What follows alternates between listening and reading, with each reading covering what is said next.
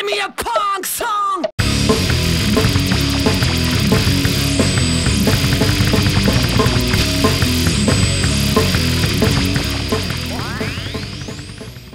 Salut à tous, c'est Buzz et bienvenue dans Crossover. Aujourd'hui on se barre en Autriche pour découvrir un groupe du nom de Contrast. Avec 2 EP autoproduits et 4 opus à leur actif, cette formation distille une fusion variée et haute en couleurs.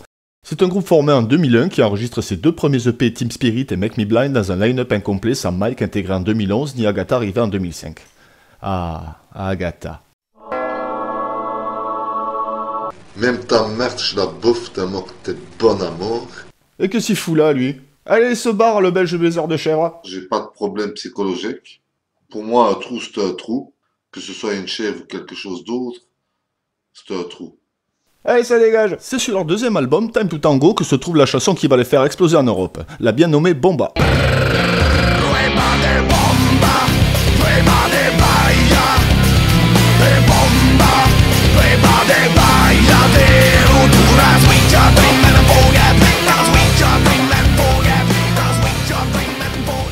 Cette chanson a pris d'assaut les charts néerlandais, donnant à Contrast l'occasion de s'exporter au-delà des frontières déjà conquises, l'Autriche, l'Allemagne et la Pologne.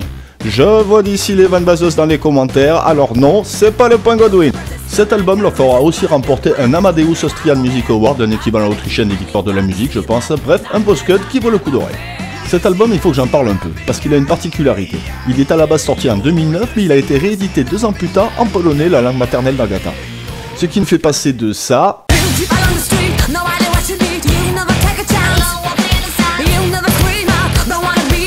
à ça.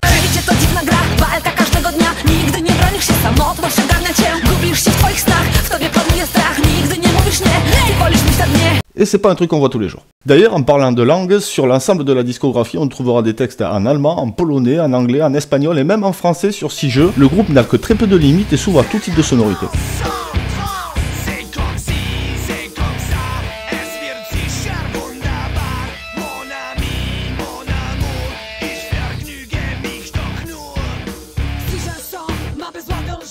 Mais l'album auquel on va s'intéresser aujourd'hui, c'est le suivant, le 3ème Second Hand Wonderland, sorti en 2012 sur Napalm Records.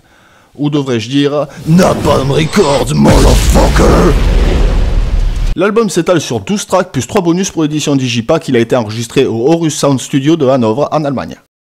Le visuel de la pochette pose bien l'ambiance avec les poupées des 2 chanteurs en habit traditionnel tyrolien. Oui, parce que dans Contrast, il y a 2 chants. Stefan Lichtenberger et Agatha Jarros.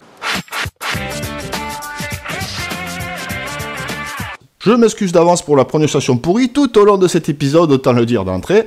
Autant être cash, je suis aussi balèze dans la langue de Rammstein que Skevangeli doit maîtriser le suédois. Membre fondateur du groupe, Stefan est un chanteur très complet qui gère aussi bien les passages lourds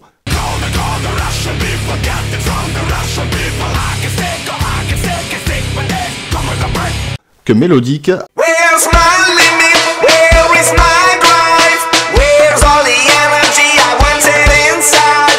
avec de temps en temps quelques flots raga ou rap, un jeune qui n'en veut et qui a de la ressource. De l'autre côté du mic, on a Agatha. Tu me pisses dans un verre et je bois ta pisse. Ah putain, mais il est encore là, lui. Allez, ça vire, ça dégage de mon montage et de suite. Agatha est la seule non-autrichienne de Contrast. Elle a débarqué de sa Pologne natale dans le but d'intégrer un groupe et c'est via une plateforme internet musicale qu'elle est entrée en contact avec le reste du groupe déjà formé. Elle complète Stéphane par des chants mélodiques.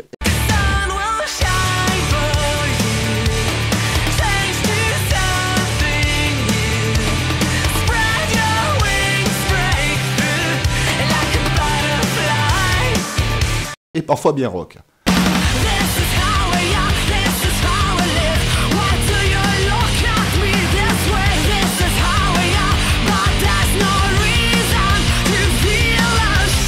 On est là en présence d'un duo qui a plein de cordes à son arc et ils vont très vite le faire comprendre sur la première chanson du disque, Sock and Doll, où il déploie un panel de sonorités et d'ambiance très large. Cet album, c'est aussi l'occasion pour Contrast d'étraîner leur 2e guitariste tout neuf, intégré en 2011, Mike Wolf. Il rejoint donc Gregor Kuchera et Robert R. Gardner. Oh puis merde, j'arrête d'essayer de dire les noms, je les écris, ça suffit hein. Ouais, je vais les écrire même. D'ailleurs, parlons-en un peu des guitares. Les guitares dans Contrast sont principalement rythmiques et savent se faire discrètes pour laisser les plans basse-batterie avoir tout l'impact qu'ils méritent.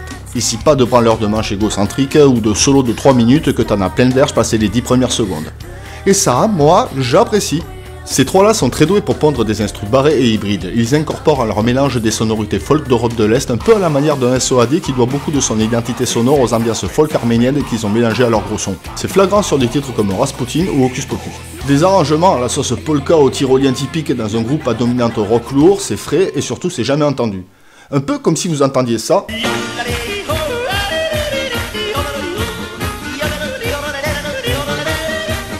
entre deux gros riffs bien lourds.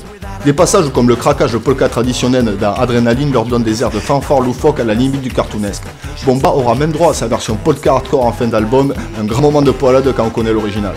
Et on en arrive à la section rythmique. Oui, j'ai bien dit section parce que Contrast ne se contente pas d'un batteur, un percussionniste vient compléter la batterie et appuyer les instrus. L'utilisation du percu n'est pas sans rater une Nino ou la période de tribal de Max Cavalera par exemple. Attention, quand je dis ça, à aucun moment je dis qu'ils jouent dans la même cour que les gens cités. Ce que je dis, c'est que les percussions sont utilisées de la même manière, il s'agit des mêmes mécaniques de composition. Elles sont mises en avant sur les ambiances mélodiques, les passages ethniques et pour donner un effet massif sur les passages lourds. Les percus sont très en valeur sur des morceaux comme Butterfly Effect ou Police. Dans ce disque, on n'arrête pas d'être balancé d'une ambiance à l'autre, de l'explosif au cartoonesque, en passant par le festif. Et on fait tourner les serviettes. Non, pas ce festif là, non, pas celui-là, non. Non. Le reggae bizarre de Sock and Doll, le refrain entêtant de Monkey Boy, l'énergie festive de Butterfly Effect, tout ça s'enchaîne avec une fluidité impressionnante. On verra même apparaître sur certains morceaux des beats très dansants, parfois à la limite du disco. Et moi, les beats disco, ça m'électrise. C'est comme les beats des Beat G's. Zone des beats, les beats G's. Pour ce qui est de l'album, c'est plus ou moins fait, alors on passe au clip. En ce qui concerne Second Hand Wonderland, il y en a trois. Celui de Sock and Doll qui a une ambiance barrée, super représentative du groupe, un clip marrant et très bien fait. Le deuxième est consacré au tube de la galette Butterfly Effect, une bonne séquence live enregistrée au Woodstock Festival en Pologne.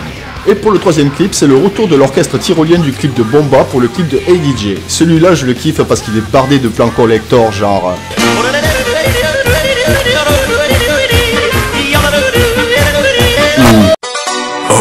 You touch my tra-la-la.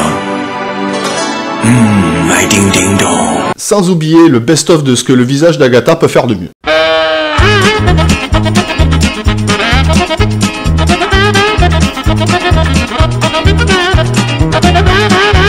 Il existe 4 autres clips, un pour Phono Sapiens de Welcome Home, le premier album, 3 pour Time to Tango, Bomba, Zero et Smash Song, et enfin un pour le tout dernier album sorti en novembre dernier, Explositive, toujours chez Napalm Records. Vu que les deux opus précédents ont 3 clips chacun, on peut s'attendre à en voir d'autres déboulés, mais pour l'instant c'est Propaganda qui a été mis en image dans un cartoon vraiment bien foutu. Je vous encourage donc à aller y jeter une oreille et à découvrir la mixture festive et barrée de nos amis Toto en général, vous trouverez le lien de leur site et de leur chaîne officielle YouTube dans la description. Voilà, ce sera tout pour Contrast, j'espère que vous avez apprécié la vidéo, n'hésitez pas à commenter, à partager ou à pirater les réseaux de la télé pour la diffuser en plein milieu du journal de Pernod. Vous pouvez vous abonner à la chaîne, rejoindre la page Facebook pour rien manquer de la suite. Sur ce, je vous dis à la prochaine pour un autre groupe et d'ici là, soyez gentils avec les poulpes.